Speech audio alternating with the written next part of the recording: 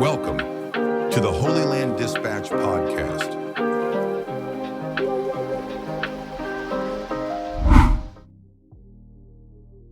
Welcome everyone to another episode of the Holyland Dispatch podcast. Back when I was a young man, young in years and immature, my wife and I would always find a reason to argue. We both shared similar temperament, for the most part okay, until we explode. And then all hell broke loose, and we'd square off, saying too many things we didn't really mean. Our egos ruled us. The most important thing was to be right, to place the blame at each other, because it can't possibly be me, can it?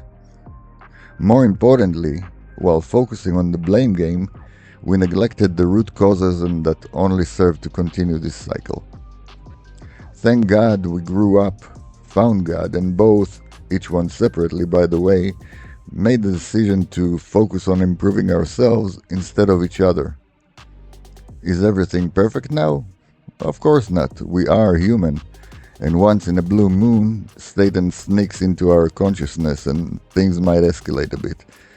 But we catch ourselves very quickly and won't allow this to become a thing. The group of people who drive the anti-Bibi protest for God knows how long now move from one slogan to another. It used to be the price of cottage cheese, then the housing, then the bogus trial. It moved to Bibi divides, and then Bibi is to blame for October 7th, and then of course the most cynical move yet, taking over and orchestrating the protest, quote-unquote, for the return of the hostages, as if the pressure needed to be placed on the Israeli government and not on, say, Hamas. Now most of the hostages are home. As of the moment of recording, we only have 3 dead hostages still being held by Hamas. So now the protest should stop, right? Well, wrong. Because none of the causes these people pretended to care about mattered to begin with. The only goal of all these protests was, and still is, to topple Bibi and his government. So now that the hostages are for the most part home, this group had to find the next end of democracy as we know it cause.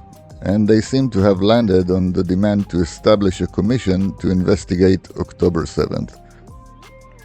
Historically, after big events and disasters, such a commission was established and appointed by the President of the Supreme Court.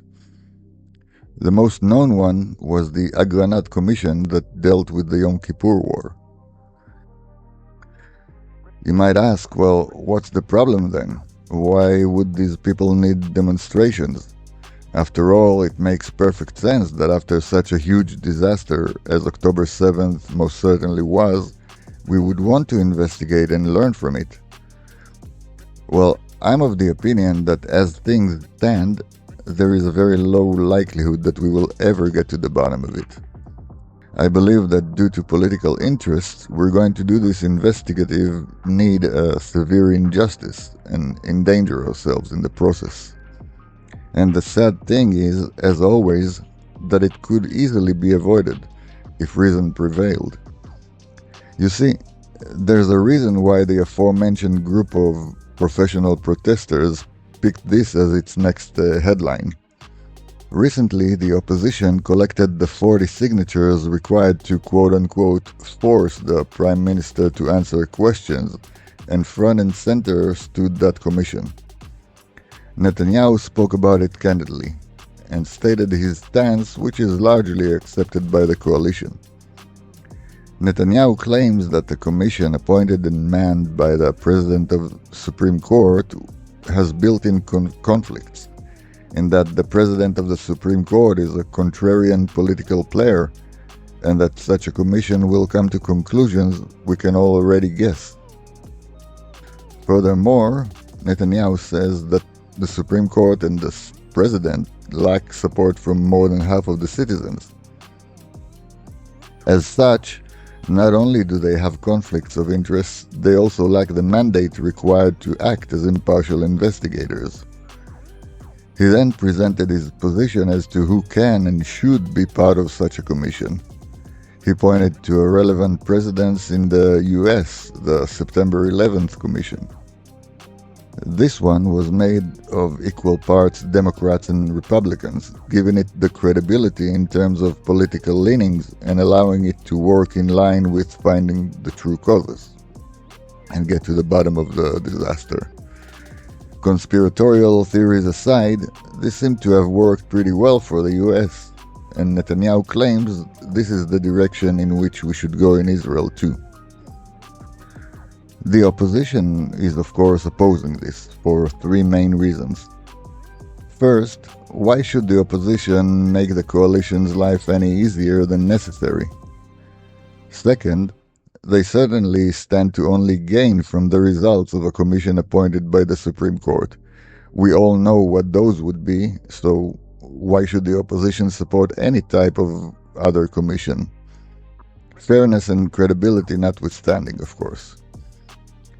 Third, and probably most important, if a bipartisan commission is appointed, it might find, God forbid, that many elements within the opposition's ranks, as well as its supporters in other extra-governmental positions of power, are named and perhaps made responsible. So before we even start discussing the investigation itself, we have a huge conflict of political interests that makes establishing such a commission near impossible. Now, there are a few avenues we might find ourselves on in this regard. One is what the coalition is trying to do. A small committee of ministers was created to define the commission, its mandate, etc. This can become the official commission, and for what it's worth, it will have credibility with a large part of the Israeli population, but not all. This, of course, can be blocked by the unchecked Supreme Court, and most likely will be. The Supreme Court could, theoretically speaking, or practically if you'd like, force the government's hand towards a traditional Supreme Court-appointed commission. Another path could be that no commission would be appointed, and at a point in time in the future, if God forbid a leftist coalition is formed, they will appoint one, caring not at all about what anyone else thinks. Now, we barely touched the who, as in who will investigate. Let's talk a bit about the what, or in other words, what should the scope of such commission be? Certainly, they need to look very closely at October 7th, 2023. What happened? Where? When? Who responded and how? What procedures were followed and which weren't? Were the procedures valid? And many other questions. Surely they need to look at the night of October 6th. We know there was a lot going on during that night prior to the attack. So who saw what? What did everyone do with what they knew? What were the operational failures and why did they occur? The list of questions relating only to those 72 hours starting on the evening of October 6th is enough to make your head spin. What else should the commission look into? Well, if you'd ask the opposition, I'd wager they'd like to frame the investigation around October 6th and onwards. If I'm pressed to give them more credit, perhaps they'd consider looking at the time leading to the attack starting, say the formation of Netanyahu's coalition. I bet they'd want to examine the impact that certain activities in Judea and Samaria might have had on Hamas in Gaza, etc. It's not very difficult to guess because they don't hide the fact that their mind is already made up. Throughout the year, they stated it again and again. The army, good. Shin Bet, good. Bibi, bad. Their first response to the attack was, "You are the head, you are the blame" campaign. In short, the opposition would love to frame the Commission's mandate in every way they can arrive at the conclusion that Bibi needs to go. And the coalition? Well, the coalition would insist that the mandate is extended far beyond all of the above. Netanyahu and some of his ministers have said it before. When looking at October 7th attack, we must go all the way back to the pullout from the Gaza Strip in 2005. In fact, we must go further back and look at the Oslo Accords. Hamas wasn't established in mid-2023, nor were his ongoing plans to eliminate the State of Israel. The PLO, those quote-unquote moderates, schemed and still do to kill us since long before Hamas. So one would be quite justified in wanting to examine the impact of those detrimental agreements on what eventually took place. Netanyahu said, "I will testify and answer all questions, but I will not be the only one." Now sure, there's a political agenda there too. Bibi is not an innocent, lost little lamb. But out of the two approaches, I definitely pick the latter. Positions aside though, here we have a huge conundrum.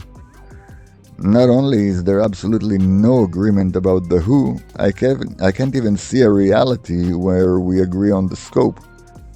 And while the arguments are focused on political positions, and I repeat myself, the Supreme Court is a political player in this one, no one seems to really bother with the actual investigation. Throughout the last year, the army presented a list of so-called reports about its failures across the board. Each one of those reports read like a captain's log. All they did was outline the chain of events chronologically. This happened, then that happened, and then that happened, and the result were so-and-so dead, and so-and-so wounded, and so-and-so kidnapped. No whys or hows. The Shin Bet was only slightly closer, but based on what was exposed, still far, far away from an honest report. We're a bit over 2 years removed from the horrific event, and not only do we not know how it happened, there doesn't seem to be any real burning desire to get to this. We have a very high-ranking officer, Brigadier General Owen Solomon, besides his heroism in the battlefield near the Nova Festival, in which he saved many lives, fighting shoulder to shoulder with his son. He received the responsibility of investigating the functioning of the regional division. His investigation was very thorough, and he submitted a very detailed report, only part of which were released. Before he was suddenly released from the army for some trumped-up, ambiguous charges. His report is being shielded from the public, and no one is allowed to see what he wrote there. But we know, because he told us, that there were major problems with the way the Chief of Staff operated, in the way he understood, or rather misunderstood, the reality on the ground, and other such claims. He elaborated on those, and at the very least his claims resonate as truth. They make sense in light of what we know to have happened. His claims make great sense of something that look impossible to understand. Yet he is silent. This was what made me remember the arguments I used to have with my wife when I was an immature, selfish person. Well, at least more so than today. The people involved behave in a way that suggests they are interested in one or two things. Avoid being named responsible, or place the responsibility at someone else's door, instead of thinking of what is actually needed. The State of Israel must understand the failings that led to the October 7th attack. We also need to know what was done correctly. It is almost negligible in my book who is to blame. It's important, but far more important is to ensure this never happens again. We can only do that if we honestly reflect. We can only do that if we drop ego and look deep inside to find the flaws and fix them. I'm not convinced that we're even on the path that will eventually lead there. I feel that we're on a path that will take us to a blame game, which in the end succeeds only in marking someone or some people as guilty while leaving the doors open for another catastrophe. The opposition is, as usual, more to blame here, as they're absolutely entrenched in their boycott against Bibi. Bibi was indeed the PM during October 7, 2023. He is definitely responsible for the state of Israel. But you know what? 2 years later, it seems that not only did he not lose the support of the people of Israel, but he just might also be gaining more of it. Stop the childish boycott, like I mentioned in the previous post. I'll add a link in the comments. And let's get to the investigation. I see absolutely no reason to object to a bipartisan commission made of equal parts coalition and opposition, or alternatively appointees on their behalf. Where is the injustice in that? The coalition doesn't have a majority nor control. Why are you scared of this? The opposition would get to ask all the questions as they would be equal partners, and they'd have the privilege of actively participating in remedying things that need remedying. The fact that they reject it in itself means they are not interested in getting to any kind of truth and are only focusing on trying to do what they always tried, getting Netanyahu to go away. Ask yourself, dear opposition, let's say you are successful and all the investigation turns up is Netanyahu going away. What then? What did you achieve? How is the state better off in light of what happened on October 7th? What did we learn? What are we going to do in order to avoid such a disaster? For what it's worth, if Netanyahu going away is one of the results of this commission, along with an honest and comprehensive understanding of what led to it and how we can behave differently, then so be it, because it's not about Netanyahu, yes or no. I still think he's better than any of the clowns the opposition presents, but that's beside the point. The point being that the investigation must be honest and deep. We owe it to our country, to our children, and to all of the soldiers who died to protect them.